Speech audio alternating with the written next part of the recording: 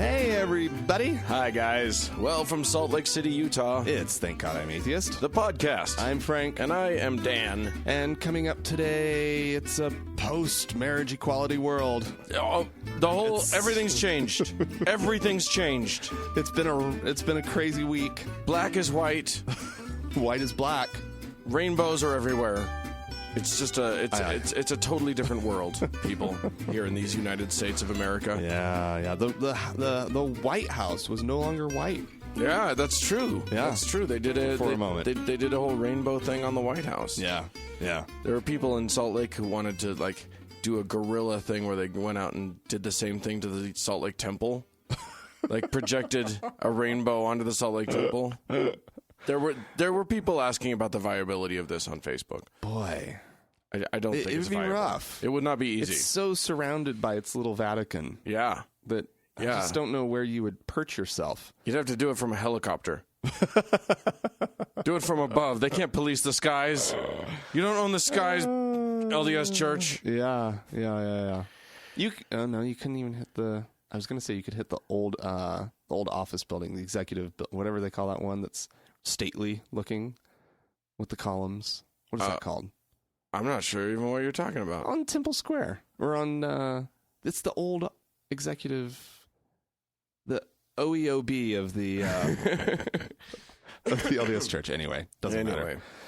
All right. I'm gonna take us first to an update of a story that we've followed for some time now. Oh. In Oklahoma City, you'll recall that there was a bunch of hubbub over a Ten Commandments monument that has been on the Capitol grounds for quite some time. Yeah. It was briefly off when a man back in October of 2014 ran his car into it and destroyed it. But they quickly got it remade and reinstalled.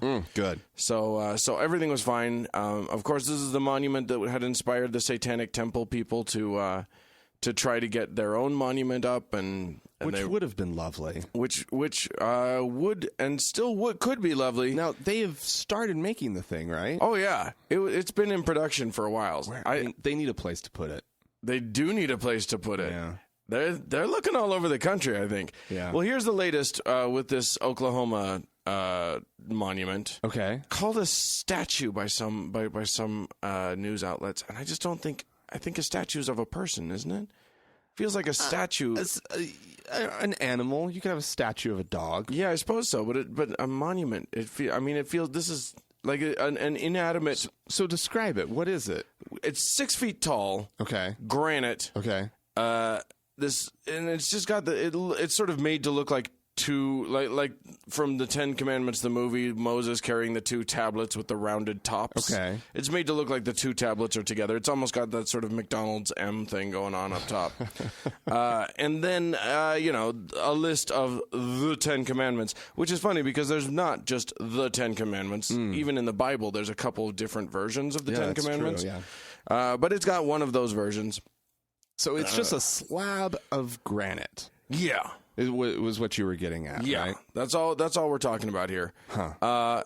And then, in March, there was a U.S. judge dismissed a case that had been filed by an atheist group. I'm not even sure who, that was seeking to remove it because the U.S. judge said that the plaintiffs failed to show standing and didn't even hear the case.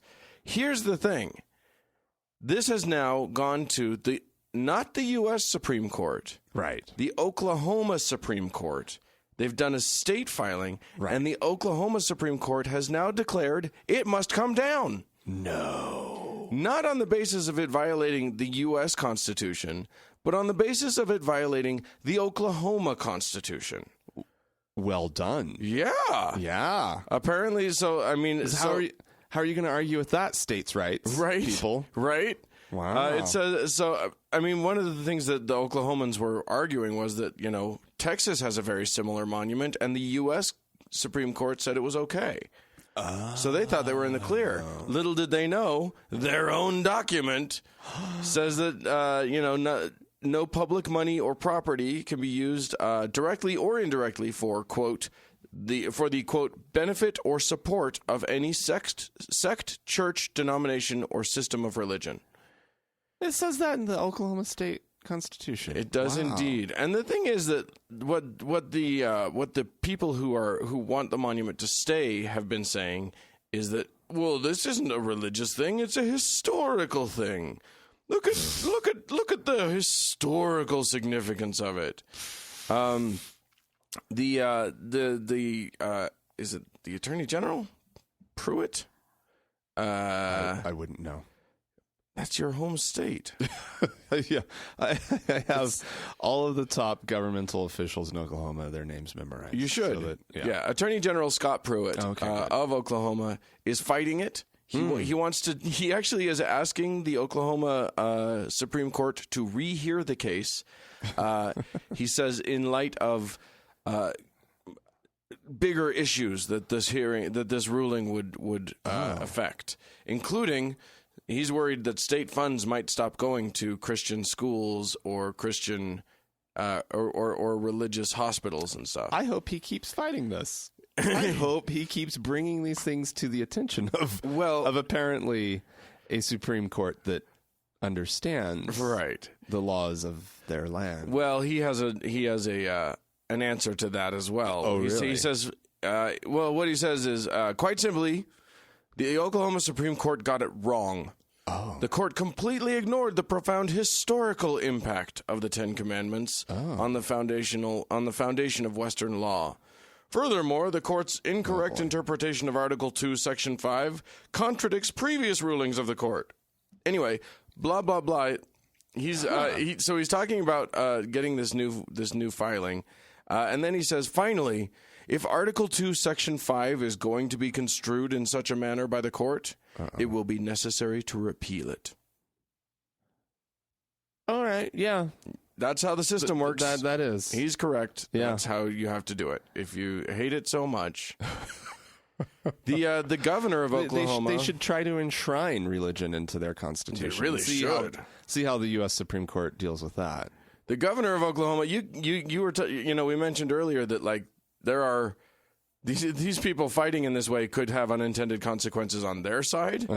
The governor claimed apparently he's part Native American in some way. Okay. And one of the things that he said was like, as a Native American, I look around and we've got Native American religious symbols all over the Capitol. What are we going to do? Take those down too? To which I say, yeah, maybe. That would be if they're religious, then yeah, probably. Thank you for pointing that out. Yeah. We didn't realize we hadn't noticed it. So we're glad that you brought that to our attention. Thank you very much. Anything else you want to point out that's religious about what you guys are doing? Anyway. Oh, I love it. That's amazing. Yeah. So the fight continues. Good. I'm glad it does. It's a saga now by this point. Okay. Well, I would like to go to... I don't know that this is going to take us all the way to the Vatican. There's no need that it takes us all the way to the Vatican, but it is about Pope Benedict. Our most recent Pope Benedict, by the way, the 16th.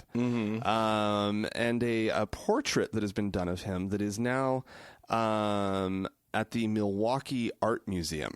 Oh. The portrait... And I have to say, it's a good representation of Pope Benedict. Okay. He looks pretty good. He doesn't look quite as... I mean, there's no not making him look crabby. But... he's definitely Emperor from Star Wars-esque. Yeah. No matter how you slice him. And, at first glance, looking at this portrait, I would guess maybe cross-stitch... if I were to say what it was made of, no. Oh, you're gonna say something. You're about to horrify me, aren't you? 17,000 multicolored condoms were used to make a portrait of Pope Benedict. Needless to say, oh, God bless him. That's amazing. That's fantastic. Needless to say, some folks are finding it offensive. Well, they probably weren't used condoms. Of course they're finding it offensive. Just That's why it was done. Yeah. Yeah. Yep. I love how people get so like up in arms when someone like tries to make a comment about really bad positions that the church has taken by doing some sort of artistic gesture, and then everybody acts like, how could they do this? I mean, this is a major public figure in the world. Oh yeah. Yeah. This is what we do. Yeah. That's how you make your statement. Yeah. Here's some criticism from someone who has resigned his membership of the museum. His 30 years of membership, he's resigned. Oh, no. He said, you could be provocative putting a swastika on a synagogue. It would be provocative, but would it be art? It would be hate speech. Oh. So this for him is hate speech. Oh, yeah. Putting a portrait up of the Pope made out of condoms. That's hate. It's hate. I don't know that you can make that claim. It's a portrait. Yeah. Frank's showing me now. Yeah, oh, look. from here? Yeah. That looks it looks loving to me. It is the loving. portrait. They chose a nice image. Yeah. Yeah. He doesn't replicate. he doesn't look evil, he doesn't look mean. He looks a little fuzzy cuz he's Right. made of condoms. Yeah. Now I will say this. Yeah. I'm not surprised at all. In fact, I suppose I was already aware of the fact that condoms come in all sorts of colors. Sure. The gradation of colors is what's impressive here. I wonder is that they yeah. actually found all these middle tones, all these various different kinds of grays and yellows and oranges and various shades of red and of course lots of flesh tones, right? And whites. That I've seen plenty. I suppose it does surprise me that they're like who wears a gray condom? I know. Like where? It's not very exciting. What's sexy about? Well, you know what? Maybe there are 50 shades of them. Oh, Dan. I'm just saying that just seems like marketing right there. Dan. Anyway, yeah. I mean, it does occur to me that you could get a lighter version of a color by stretching it. Yeah, I don't know what technique might have been used by the artist. No, this guy must have invented a whole new, a whole medium, like condoms as an artistic. I'll bet he cheated and used balloons for a few of them. For a few of the colors, maybe. I don't know those those kind of details. How are we going to call him on it? We can't. Yeah.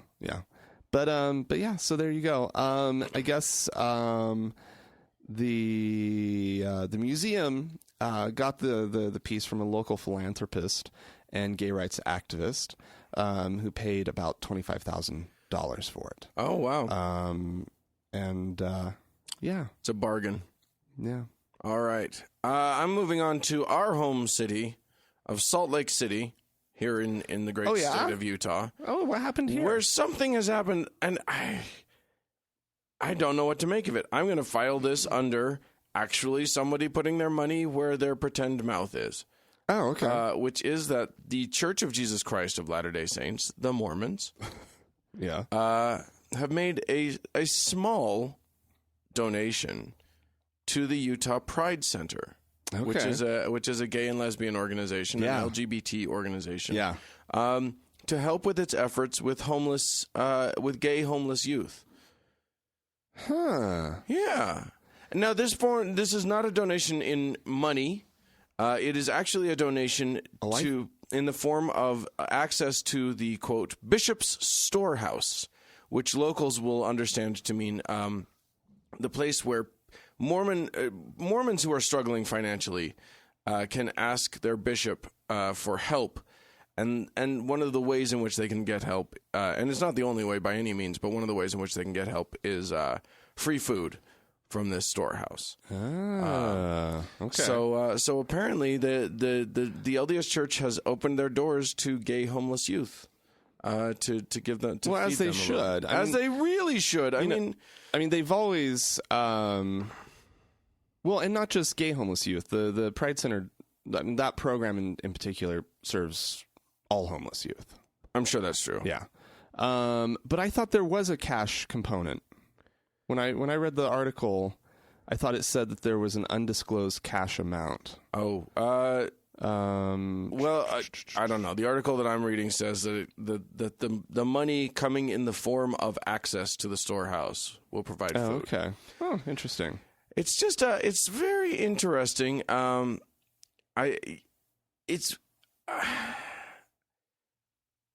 It should be a non-issue. Like, this should happen all the time because the LDS Church brags constantly about how they help the community and whatever. Yeah, the thing about the LDS Church because they just also in the wake of, marriage equality and the Supreme Court's decision,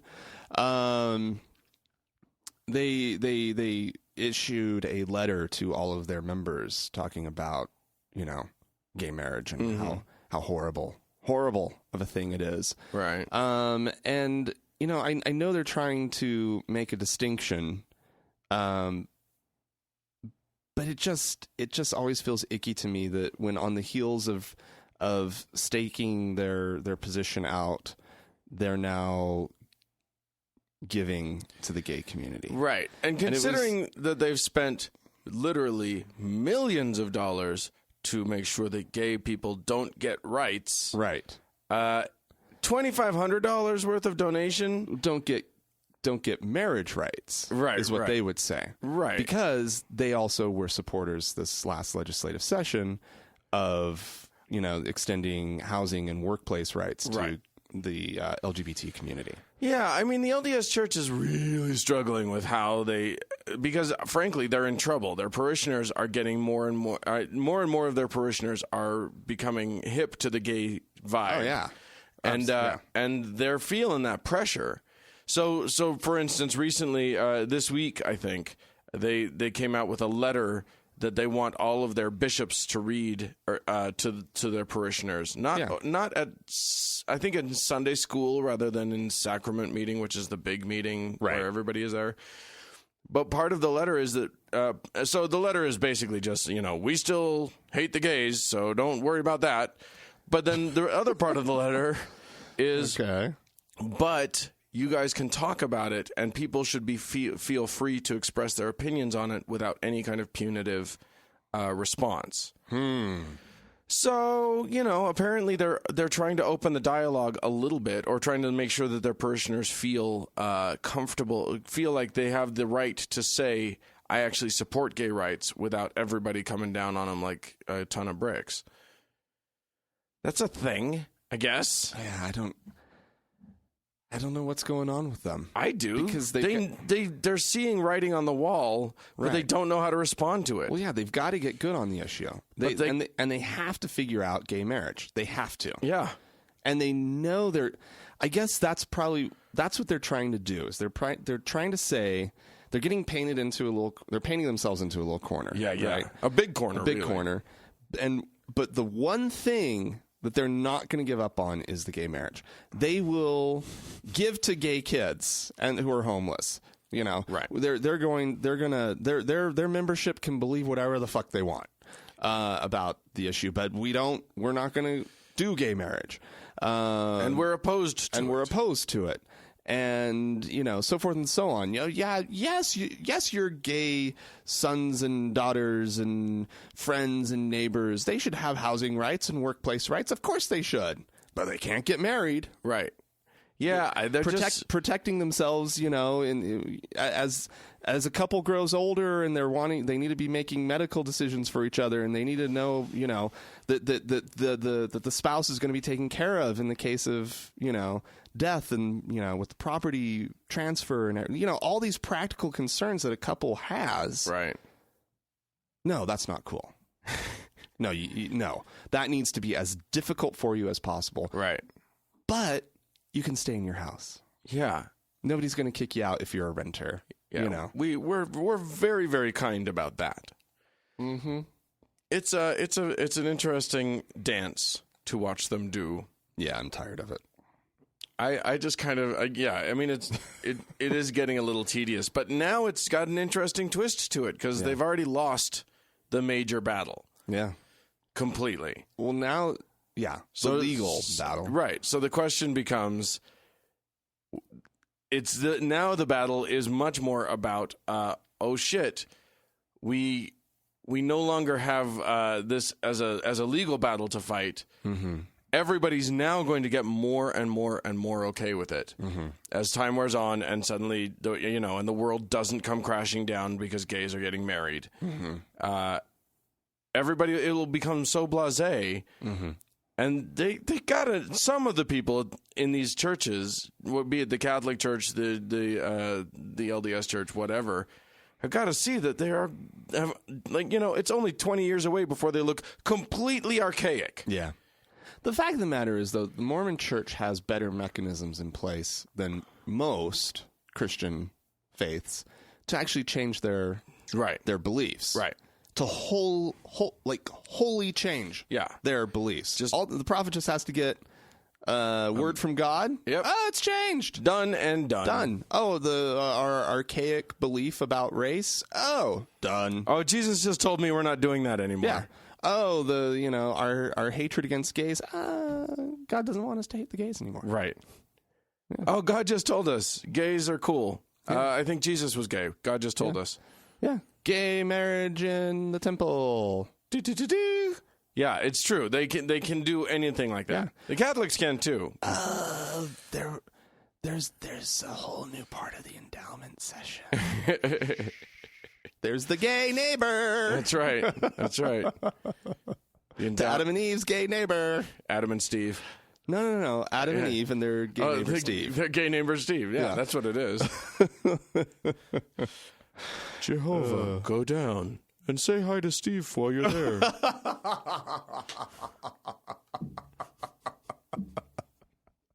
Indeed. Anyway. All right, Dan. I'm actually curious to hear what your response to this is going to be, to this story. Okay.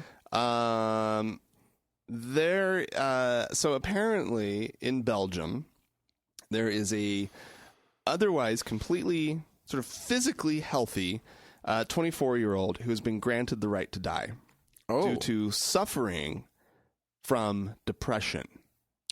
Wow. Belgium has had a euthanasia or right to die law in place since I don't remember when, since 2002. Right.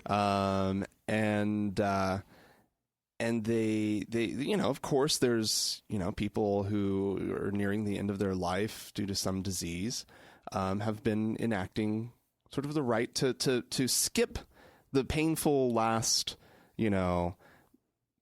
days, weeks, months of their life, of their cancer or whatever, of their cancer, as to die in peace, and to not have to have their families watch them wither away, which I'm fine with. Yeah, I'm great about that. I think that that should be legal. Absolutely. But this really raises a question for me of what should qualify in a right to die. Right. Because the traditional thinking is that this is about someone who's already dying. Mm-hmm. It's about something that's already terminal. Yeah. And what that person's choices are. I fully support this. Really? Fully support it. Really? I don't like I'm uncomfortable with the idea of suicide, with people committing suicide. Yeah. And yet I feel like every human being's life is their own. And someone who has who has their wits about them. Right. And knows their own mind. If they've exhausted everything else that they can think of in terms even if they haven't, frankly, your life is yours. And this, I feel like people should have the right to commit to kill themselves if they want to. Well, I mean, clearly in a lot of ways, it's a difficult right to take away. Mm-hmm. Well, yeah. I mean, if what are you going to do? Arrest me? Yeah. Come and get me. Throw me in jail. I mean, but as far as doctors signing off and say, because that's what it takes, right? Right. A doctor has to sign off and say, yeah, their depression is so bad that they're in endless suffering. I've always been under the impression that depression is. I mean, I know that people who suffer from depression can suffer like they struggle with it their whole lives, most likely. Mm-hmm. They can. It is possible to. But at 24, do you know that you have really exhausted all possibilities? Have you I just don't think that you're. I just don't see it. I don't see that it could be that doctors could look at that person and say, yeah, you're done. Well, maybe. I mean, I'm not a healthcare professional. I'm not either, but. And so what I was saying is that that may be the case. What I like about the idea of making it legal is that you can say, hey, there's some hoops you have to jump through to get to this point. Yeah. And those hoops are, psychological evaluation, therapy, all these things. It's kind of nice that someone could be, rather than just jumping straight to suicide because they feel completely hopeless. Right. Maybe you can sort of encourage them through this thing. You can say, look, we'll see if it's okay for you to do this. Just let us put you through some therapy and see if we can help you first. And if we can, great. Right. And if we can't, and it really is, we can't find hope for you, then we understand, and that's your right. Right. That might be interesting. Yeah. I mean, it definitely opens some doors for very different discussions. Yeah. But when this woman, known as Laura, I don't know if that's. They definitely don't give a last name. I don't know if that's her real first name. Right. But she wants to have the lethal injection because she has spent her childhood and adult life suffering from suicidal thoughts. And being, of course, in general depressed. But I'm clearly struggling with this one. I feel that there needs to be. I mean, clearly there has to be a line. I feel like it seems like because you can't. Yeah, I agree with you. Like, if your life gets to a certain point, and I mean, you're going to take things into your own hands. You're going to take things into your own hands. Whatever, right? I just hesitate. It's you should hesitate. This is a very serious issue. Well, it's a final decision, right? There's no going back on this decision. No. And I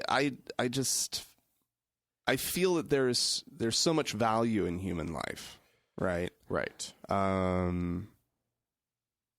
That it saddens me deeply when an otherwise healthy person has gotten to a point where she thinks she can't go any further. Well, what we need to acknowledge is that mental health issues are not separate from physical health issues. That mental health issues are every bit as real as cancer. They're absolutely real. And that some of them may be every bit as incurable. Right. I don't know anything about it. I'm not a mental health professional, but what I do know is that it makes sense to me that there are some people for whom their mental health is so poor that it is not worth continuing to live. Right. That makes sense to me. It's something that makes all, especially, if you're healthy enough to feel good about living, you're going to be wildly uncomfortable about this. Yeah. And I think everyone should be wildly uncomfortable, but our discomfort as healthy people shouldn't prevent us from being empathetic to the plight of someone who is so hurt by their mental health. That their life is their quality of life cannot be reconciled. I guess it's just that I'm such a believer in, I don't know, meds and and therapy. You know what I mean? Like seeking out. I mean, she has sought out help. Clearly, I mean, she's going through she's actually channels. She's actually been in a psychiatric institution for the last 3 years. Right. And so depression, I'm having a hard time. The article doesn't say anything more than just depression. Yeah. And I am having a hard time wrapping my head around that there's not something much more. I don't know. Depression to me, if they've tried everything they can think of, if they've tried the meds, they've tried the therapy, and it doesn't work, depression's plenty debilitating. No, I know it's debilitating. I don't see any reason to make that I don't see any reason why that's not enough. But I mean, I've suffered from depression, so maybe I have too. I mean, I don't know. I don't know. It's a tricky thing, but what I do know is that I don't know anyone else is suffering, and I'm not going to tell them that they're not suffering enough for this to be a viable option for them. I think that it's something that we as a society need to consider. We need to ask ourselves deep questions about it. Yeah. And I don't find myself decided on the issue, but that's my initial response. Also along these lines, and then we can move on. Belgium just recently passed a law allowing euthanasia for terminally ill children without any age limit. Wow. It's the first country in the world to have legalized euthanasia without an age limit. The Netherlands has passed. They allow sick children to request euthanasia, but only if they're 12 years or older. And of course, euthanasia is legal. Sorry, kid, you got to suffer for at least 5 more years before you're eligible. It's legal in the Netherlands, Belgium, Colombia, and Luxembourg. And yes. Yeah, and what's interesting is that there is a small industry of death tourism. I thought Switzerland was actually on that list. I thought so too, actually. And Canada, right? Doesn't Canada have just recently. Yeah. Just recently. Huh. And Oregon. Anyway, yeah, I'm sure it's a discussion we'll have more of. Yeah. I think it's a fascinating discussion and one that, boy, it just goes straight to the heart of what it means to be a person. Well, I wonder if legally there's a difference between euthanasia and assisted suicide. Oh, probably. Yeah, I think that's probably Oregon is assisted suicide, and I think that's what Switzerland is too, and Canada as well, and probably Canada. Yeah. Yeah. Okay. Whereas euthanasia, I think, is actually not assisted suicide, but actually doctor committed. I think that's correct. Murder. Yeah. All right. I'm going to move on because it's time. Yes. In New York City, now you know that recently, our listeners may have heard, perhaps from this very podcast, this very episode, if nowhere else, that gay marriage became legal in the United States of America. So it's also Pride Month. It is. We get a whole month. It was. We're done with it. July. It's July now. Never mind. God damn it. But last week was still in Pride Month, and New York City had their Gay Pride Parade last week. Yeah. And there were protesters, as there are for these sorts of things. Jerks. One of the groups of protesters, and I just love this so much. Oh, it makes me so happy. A Jewish group, an Orthodox Jewish group, decided to protest. Oh, okay. But when questioned, the actual protesters who were there at the parade, who were wearing Jewish prayer garb and and hats with the ear locks, the coming down, not so much Jewish. What do you mean? Costumes? This group had hired a group, like a super PAC, a Jewish a Brooklyn-based Jewish group called the Jewish Political Action Committee had hired Mexican workers. I beg your pardon. To go and be their protesters. I beg your pardon. Wearing Jewish costumes. They essentially dressed as Jews. These Jewish people put them in these costumes. They drove by the Home Depot. Grabbed a bunch of laborers. Yeah. No. Yeah. Literally did this. Put them in costumes and then gave them signs and said, your job is to hold these signs up at the parade. What? It's the most amazing thing. Now, traditionally, this would have been this role of protesting something that they found, morally wrong. Yeah. Would have been done by young school boys. Okay. Not young school boys, but guys who are still in yeshiva school or whatever. Sure. Okay. But the rabbis decided that they shouldn't come out for this because what they would see at the parade. No. Oh, they know who their young men are. Yeah, they do. They know there's a couple in there who. Yeah, exactly. Could be turned by the. By the handsome, shirtless, sparkly go-go boys dancing and parading and gyrating in the streets. Yeah, exactly. They've been to one too many of these. They know what they were protesting, and then like as everybody's saying there, oh, that's disgusting. Oh, I hate that. And then Moshe at the end is like, oh, he's interesting. Well, yeah, after they lost a rabbi last year. Right, exactly. Yeah. Oh, exactly. No. But Moshe and Shmuley were caught at the at the gay bar down the street after the thing. Oh. Oh, I just think that is the best use of of Mexican labor of all time. Oh no, it's just bad. It's so wrong. It's just like it's so wrong. Oh, it's amazing. Anyway, I don't even know what to say about it. The fact that they dressed them up. Yeah. They put them in the Jewish robes. They put hats on the hat with the. How did they look? Did they awful? Yeah, it looks. Here, I'll show you a picture. I need to see the picture. It's no.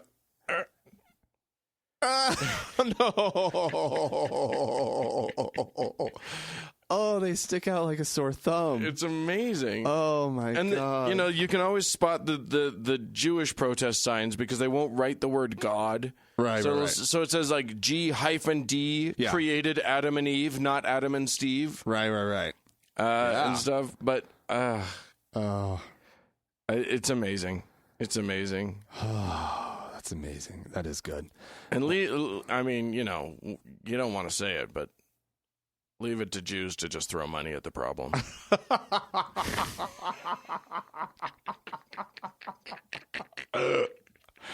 Oh, Dan.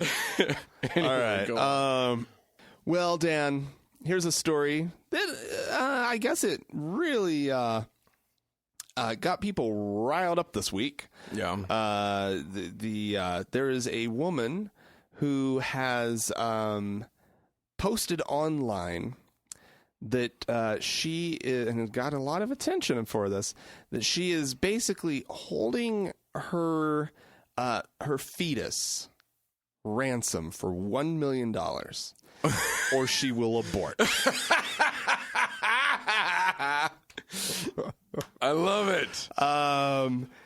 It has, of course, gotten people all up in arms, actually on both sides of the debate. I'm sure. Because it's wow. Anyway, the article that she posted is, how much would you pay to stop an abortion? She says that 127 million Americans identify as pro-life. And she calls on all of them to give less than a penny each to save an unborn child. Yeah. I love this. Put your not even that much money where your mouth is. Right. Or nobody move or the kid gets it. Yeah. That's amazing. She's doing this obviously to raise attention to the what she is feeling like is a backward direction that the country is headed in its treatment of women. And that she obviously the very vocal people who are working against the rights of women are on the religious right and are part of the pro-life movement. Yeah. So she's trying to get people kind of riled up and talking about it. Wow. And she's giving potential donors 72 hours. And if she actually does get the $1 million raised, she will be donating it to charity.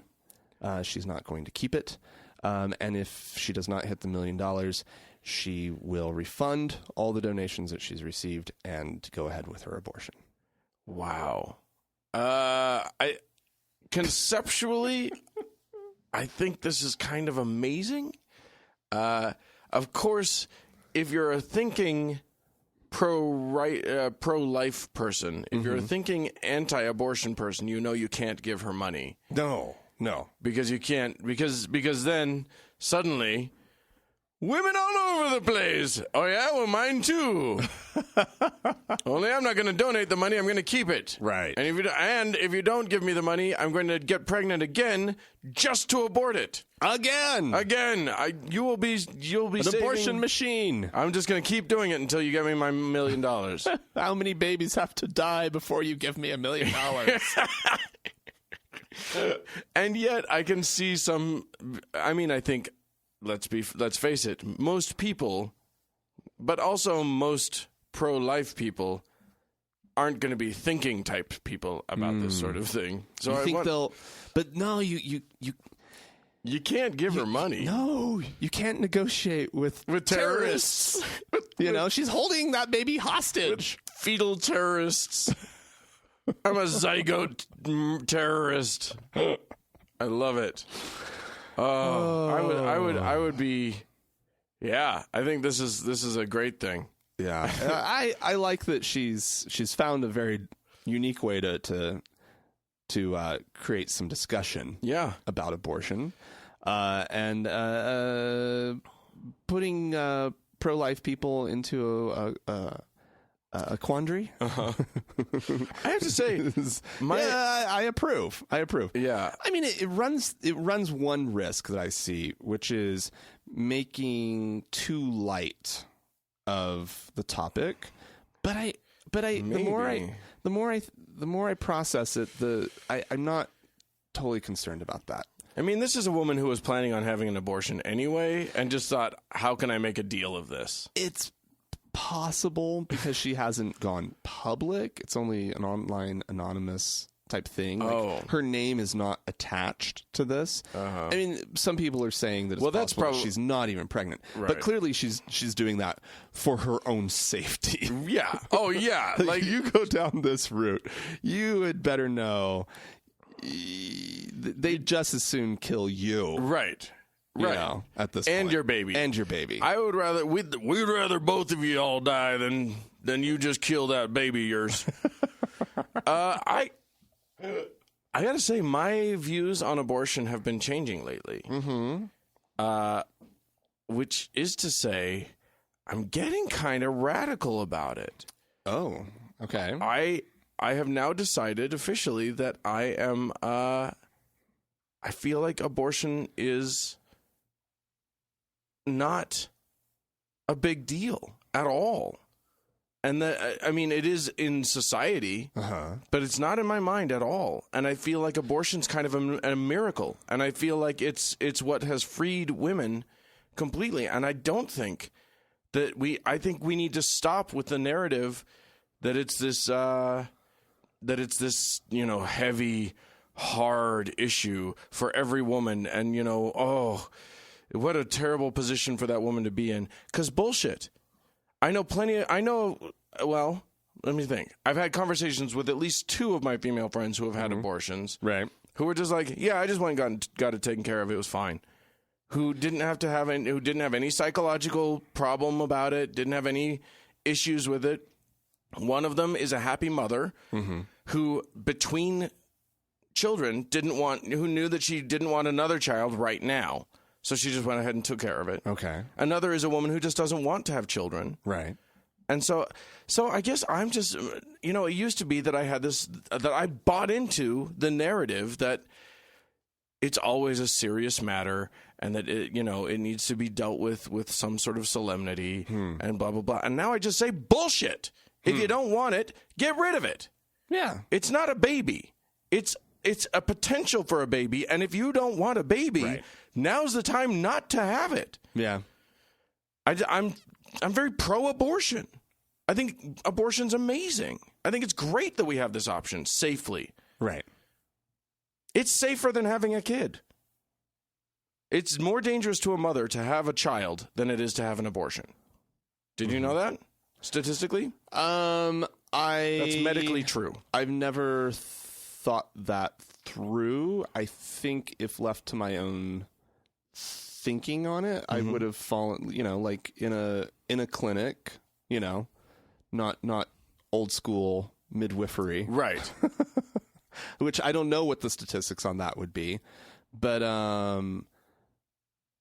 yeah, I think I could have figured that one out on my own. Yeah. That you just don't hear about abortion complications. Well, the thing is that what I mean? There are some. It's definitely possible. I know that there are, but you don't. Like, I know that there's a large number of abortions that happen every single year. Right. And just like there are a lot of babies born a lot of pregnancies every year. But you hear nothing but complications about pregnancies and childbirth and this and that. Like, everybody has problems, it seems. Right. Really? Well, I mean, if you look at anti-abortion propaganda, you'll see all sorts of statistics about how dangerous it is. Oh, really? Oh, yeah. That's a thing that they hit really, really hard. Okay. But it's just not dangerous if it's not done by a qualified, trained It's much doctor. more dangerous. That's right. Yeah. Anyway, if you're pushing it back into the corners and the recesses of medicine, then there are probably higher risks. But if it's trained people doing it, you're fine. Yeah. Yeah. All right. We've gotten ourselves in a lot of trouble here. So if you want to write to us and tell us about what idiots and how horrible we are. Well, I haven't fully agreed with you, so that's fine. Yeah. Okay. So I listened. What an idiot I am, I'm and processing. what a potential idiot Frank is. Write to us at podcast@thankgodimatheist.com. Or you can leave us a voicemail message. The telephone number for that is 424-666-8442. Right. Go to the Facebook page, facebook.com/TGIAtheist. Or also on Facebook, you can search for the TGIA Members Only Lounge, and you have to request to join it. Yes, indeed. All right. So we're going to listen to some audio now. Yeah, this is that Brian Fisher. And boy... He's a little upset about gay marriage. There were a lot of people that were very, very upset. We had many, many choices in terms of what audio we could listen to today, but he kind of summed it all up. He's all of it up. 626, that's today, June 26, 2015. 626 is now our 9/11. From a moral standpoint, 626 is the new 9/11, because it was on this day that 5 justices of the United States Supreme Court became moral jihadists. They became rainbow jihadists, and they blasted the twin pillars of truth and righteousness into rubble. And they did this by imposing sodomy-based marriage on the United States through an act of judicial tyranny. So, ladies and gentlemen, what this means is that we, the people, have ceased to be our own rulers. We are now serfs on a plantation that's being run by cultural elites who wear black robes and use their gavels like the slaveholders of old used to use their whips to beat us as social conservatives into abject submission. That's the parallel we've got here. Draw another parallel with Pearl Harbor. Today, June 26, 2015, is a date which will live in infamy. Now, you got religious liberty issues involved, and I appreciate all that. And we've got to fight to protect religious liberty, and we'll engage in that fight full bore because that's clearly at risk now. But the more deeper issue here is that on this day, behavior which is an abomination in the eyes of a holy and just God has been normalized, it has been promoted, it has been celebrated, and it has been imposed on a nation that was built on the bedrock of Judeo-Christian values. And I would submit to you, ladies and gentlemen, on this day, the United States became Sodom and Gomorrah. I'm actually a little disappointed in Brian Fisher. Yeah? With this one. Yeah. He had the perfect opportunity to also work in the Nazis. He went to Pearl Harbor. He got in the World War II. But that's the Pacific. That's not the Nazis. No. Right? Like he's getting it all in. Right. All of it's in. And he somehow missed the Nazis. I feel like, you know what I feel like happened? What's I feel that? like he was crafting his various analogies. Yeah. And then he was like, and then the Nazi, we look to hear the march of the Nazi boots with their belt buckles that say Gott mit uns. Oh, wait. No, not that. Yeah. Oh. Their belt buckles said God with us. Maybe that's what he realized is that the Nazis were Christians. They were. So and they locked up gay people. yeah, they hated gays. Yeah, but that doesn't stop. That never stops. No. Any of these No, folks. yeah, he had an opportunity. I like that he ended with now a U.S. is Sodom and Gomorrah. There was an interview with Reverend Hagee. Yeah. I don't remember his name. Anyway, what he said was great. He said that it's in a long list of things that he said, but one of the great takeaway line was God either has to apologize to Sodom and Gomorrah or punish the U.S. You have to punish the U.S. or apologize. I was just like, wow. Yeah, you kind of have to apologize to Sodom and Gomorrah because that was some bullshit right there. Yeah. You killed everybody. Yeah. You even turned one good person into salt for no reason. Well, she turned back. I know. That's all she did. That was bad. She looked. Dan. That was bad. She peeked. Bad. I know. Yeah. All they wanted to do was do some angel loving. Yeah. A little bit of. Well, what's interesting is so to me, when you read about Sodom and Gomorrah, that's it's roving bands of rapists. Yeah. Yeah. So, but to say that allowing gay people to have marriage is equivalent to roving bands of lustful rapists, of insatiable rapists. I love that it's always just gay people. Sodom and Gomorrah. Oh, it's gay sex. Right. Yeah, no. No. The city where civilization had completely disintegrated. Right. It was there was no law. There was no order. To the point where the one good guy in both cities, in this entire metroplex of cities, the one good guy was the guy who wouldn't let the mob rape the two guests at his home and instead satiated them by throwing his virgin daughters out to the mob and saying, "You can't have my guests. Take these as my consolation prize." Right. That's the guy that's good enough to save. They were very big on hospitality. They were. Back in the day. Yeah. It is actually a lesson about hospitality. The Sodom and Gomorrah. Well, that's true. Later in the Bible, it says that. Yeah. That the sin of Sodom was not being hospitable. Yeah. Yeah. No, you're right. Yeah. Yeah. So maybe that's it. Maybe that's why we're becoming Sodom and Gomorrah, because we're just downright inhospitable sometimes. Well, Brian Fisher is inhospitable. If there's ever been anybody less hospitable, I don't know. I could totally see him like inviting a gay person into his house and feeding him. Just being like, if that guy had a lot of money and was going to produce something for him.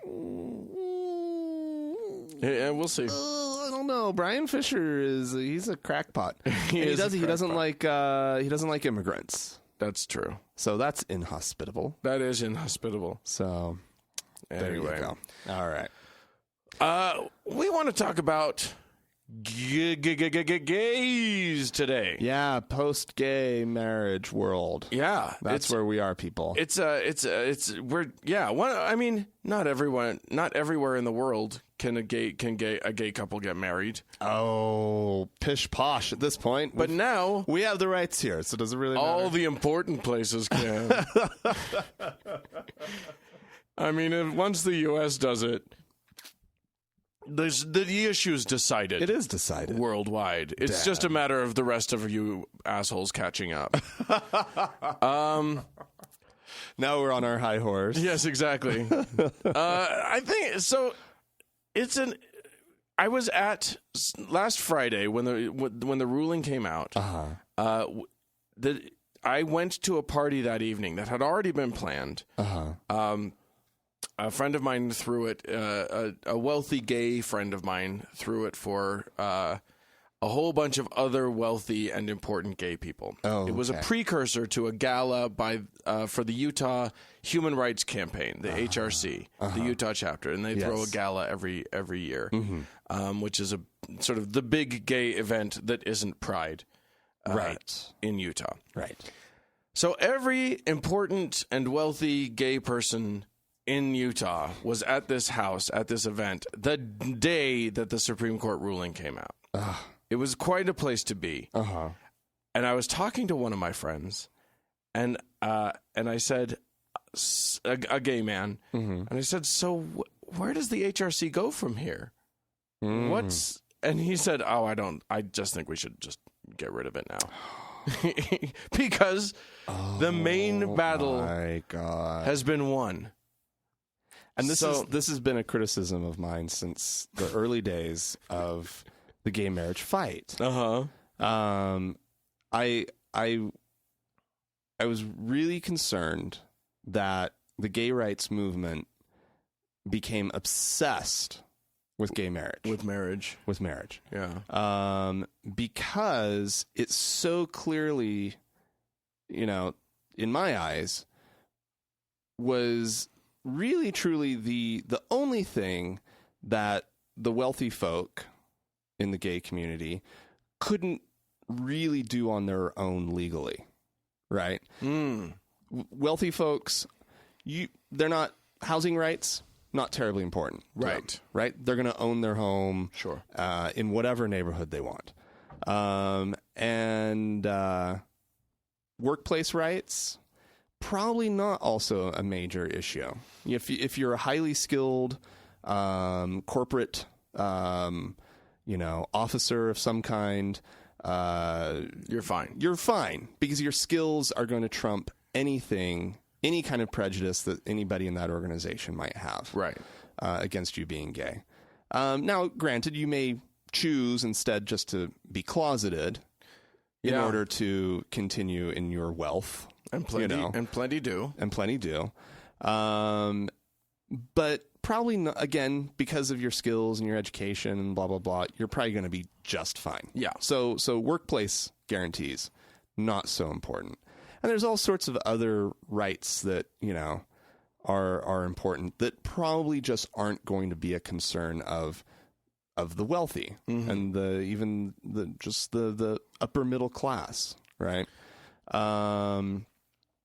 But marriage, it was the one thing that the wealthy gays couldn't have. The wealthy gays could not have. And so, no, I'm dead serious. I know. And I saw the writing on the wall that it was going that it was going to be the only concern. And so to hear somebody say that, it absolutely confirms what I felt 11, 12 years ago. Yeah. And I find that kind of alarming because the fact of the matter is that the fight for gay rights in this country is not over. Okay. I think that you're right, but let's talk about that. Let's say so the big one, I think we all know that this is the big one. If for no other reason than it says the one thing that was absolutely barred was an obvious inequity between straight people and gay people. That hurdle has been jumped. Right. So what do we have left? Sort of help us with a few things. I just mentioned two of them. Right. Which, strangely enough, Utah has already figured out. Right. One of not a lot of places that actually has those kind of laws on the books. Right. On a state level. So meaning housing and employment. And employment. So that's true. I mean, there up until last year this year in Utah, if you were a renter of mine, I could kick you out. And if you reason. Right. If you sued me, I could just say it's because he's gay, and that's the end of it. Right. You have no recourse. Exactly. I could fire you if you were my employee. And have no better reason than just I don't like queers. Exactly. And you could say it as hatefully as you want because it's fine. Because it's fine. Because there was no guarantee on that level. And there's still plenty of states for plenty of places where that is still totally I would say legal. It's probably the vast majority of places. I couldn't kick you out of your home because there's any number of reasons why it's absolutely illegal to fire someone or to kick them out of their home. There's plenty, you know what I mean? Like, I can't do it because you're black. I can't do it because you're because I don't like you. Right. Like, none of those are valid reasons to remove a person from their home or place of employment. Right. There's been no with gay marriage. We didn't achieve a sort of a definition of us of gay people as being a classification, right? A recognized classification of people that needs to be protected, right? Or that needs some consideration in the law, right? It's amazing to me. It seems like, and as an employer in a state like that, you could just hire all gay people just so that you'd have the right to fire them anytime you wanted to. So. If you hired, if your entire crew is gay, yeah, and then it's just like, oh God, Joe is driving me crazy. Joe, you're fired. For what? I've been working really hard. You're gay. Yeah.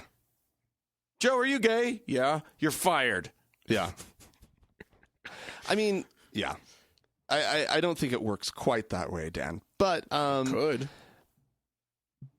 Anyway, go on. But there's just still so much to work on. Yeah. In the gay rights movement, and I'm just worried that a lot of people think that it's over.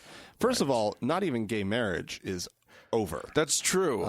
In Texas, for instance, the Attorney General has decided that's Ken Paxton is the Attorney General of Texas, and he has issued a memo that says that if a county clerk decides that it goes against their sincerely held religious beliefs to issue a marriage license to gay people, they don't have to. Right.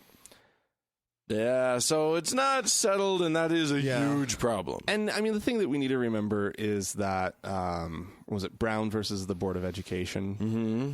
That, I mean, looking back now, okay, that was the deciding moment. But it's important to remember that the National Guard came out and escorted the black youths into the high school in Little Rock, well after that decision. There were a number of states that had continued to have segregated schools, and that absolutely flat refused to comply with the Supreme Court's decision. I don't know that that's a perfect analogous situation. I think we're probably closer to Loving versus Virginia than we are to Brown versus Board of Education, in the sense that in Loving versus Virginia, is it Virginia? I think so. Where it was about interracial couples being allowed to marry, and the thing about that and the thing about gay marriage is that it doesn't actually immediately impact the opponents of the thing. Whereas allowing a black child to go to a white school immediately impacts the white, the opponents to it feel immediately personally impacted by the it. point is that social conservatives who are going to resist a law will resist the law until it becomes impossible, either legally or through the force of the government, some sort of force of the national government, the federal government, to enforce those laws and decisions. And it was there were apparently multiple court cases that came after, Brown versus the Board of Education. Yeah. That in order to continue to enforce it. Yeah, and I think that'll continue to happen. And that's what I'm saying. I'm not saying that it's the exact same scenario. I'm using it as an example to say. Right. I guess what I was getting at is that not going to be. It's not just decided and now the fight's it's all over. Right. What I was getting at is that I don't expect to see troops helping out with this at all. No, of course there's not going to be troops. But there will be a protracted battle. There will be people continuing to find ways that they can fight this, that they can not obey, that they can go against this ruling. Yeah. So yeah. Sorry, I didn't mean to derail your train of thought there. Yeah, but anyway. So I came across this fun little video. This is a response from a Catholic group that they've put together an ad, sort of positioning themselves now in this ongoing discussion and battle, if you will. I am a little bit nervous about people kind of hearing that I am this way and then thinking, she's not welcome here. I would say I am different. We're all different. Most people probably think I'm already weird anyway, so I don't think society's impression of me is going to change drastically based on one or two discoveries that come to light after this video. Or pretty scary, you wonder, how many people can I really, truly, honestly be open with? I've tried to change this before, but it's too important to me. I actually think marriage is between a man and a woman. I believe that marriage is between a man and a woman. I already have an idea of what marriage should be. That will never change. At the end of the day, I think we don't need to truly be ashamed of how we really feel about things, so just be you. No one should be looked down upon. No one should be suppressed, or no one's views should be suppressed. So just be you. Oh, just be you. Believe. What a beautiful message.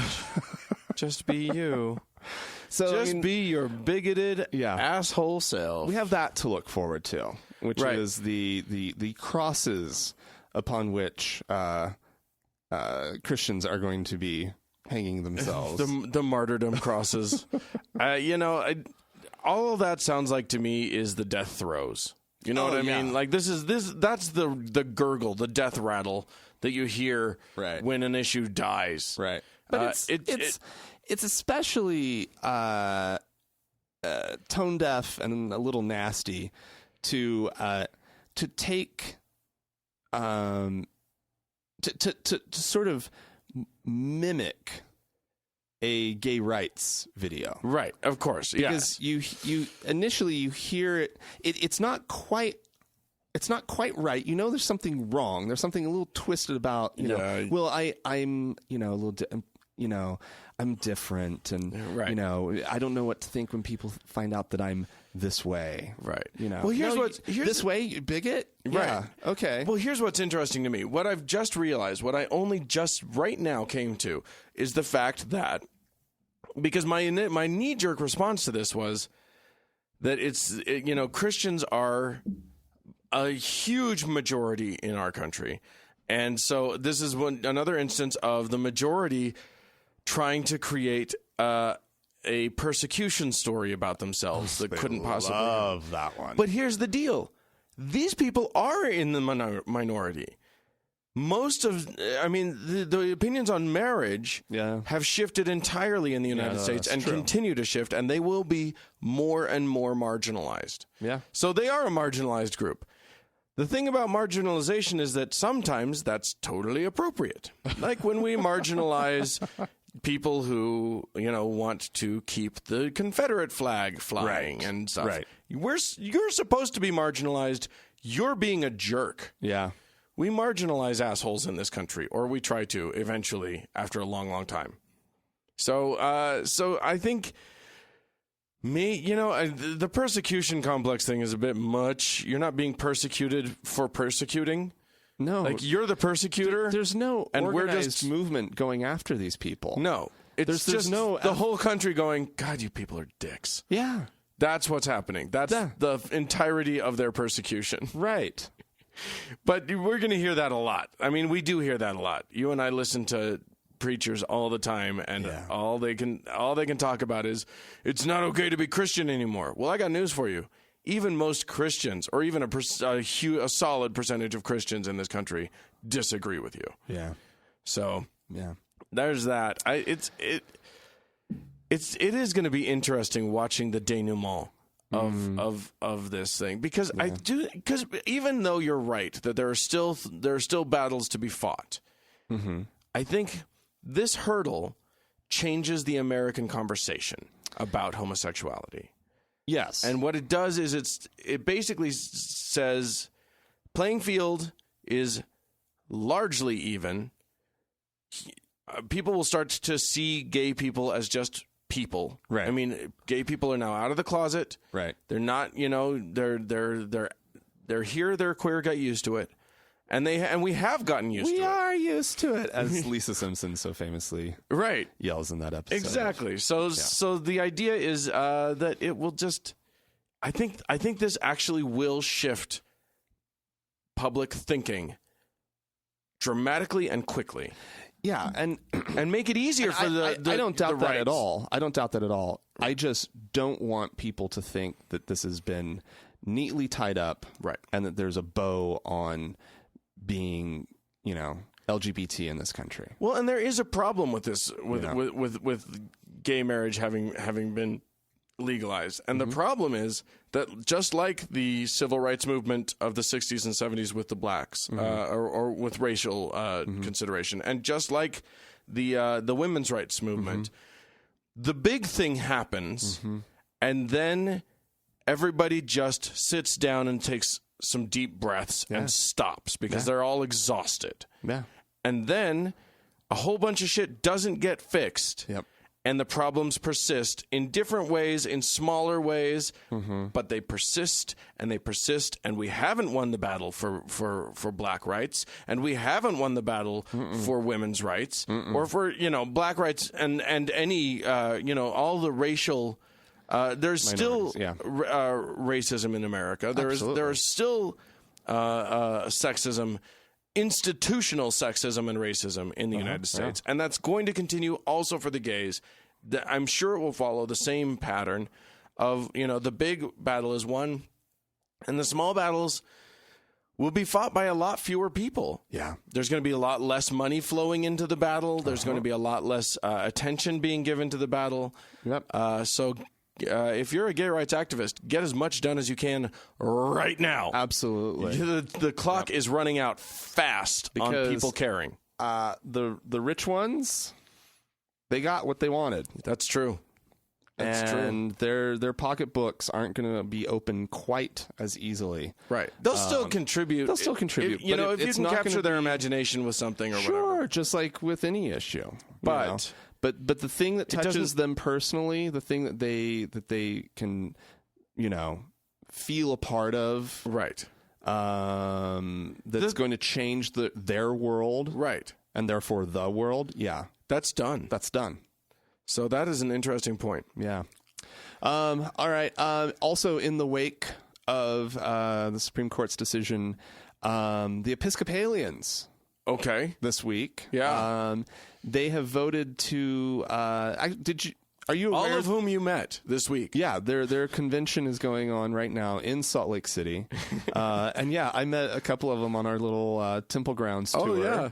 And they were lovely. They were really sweet. We've been overrun by very, very nice priests in Salt Lake City. And a lot of, I'm sure they're not just your basic parishioners, but like, probably deacons and so forth and important so on. People who hold in little roles at their church, sit on some council at their church. They're all here, all of them. All the Episcopalians seem to be in Salt Lake City. Purple priest shirts and everywhere. Yeah, funky priests. Oh, they got the funky priests. They do have funky priests. Yes. They voted to let gay couples now wed in their churches. Did they really? So it's in the United States. In the United States, they will be performing their church rites. I don't even think the Anglicans of Canada can do that yet. I don't know.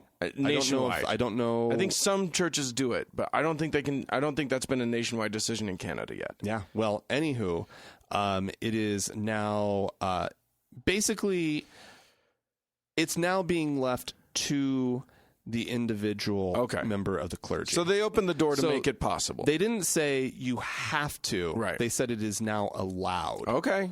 Because there are some more conservative factions within the Anglican movement. Yeah, you gotta play to your audience. Yeah, you gotta play.